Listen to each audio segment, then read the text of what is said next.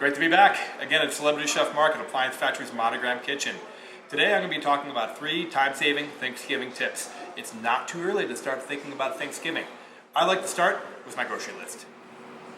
I like to pre-plan my menu weeks in advance. And I actually write my grocery list in the order that I walk around the grocery store. I find that to be a huge time saver. I like to test out any new recipes before the big day.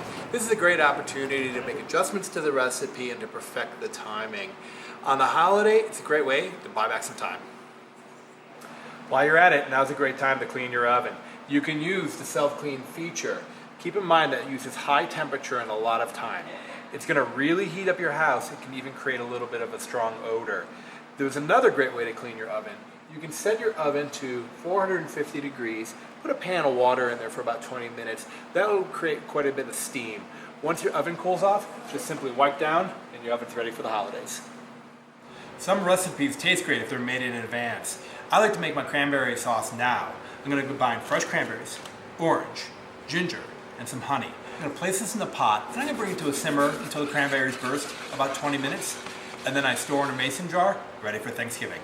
For all these helpful hints and more, find me at YouTube and Facebook at Appliance Factory and Mattress Kingdom. And tune in next week because I'm going to have more tips, including when's the best time to buy your turkey. This is Chef Mark at the Appliance Factory and Mattress Kingdom.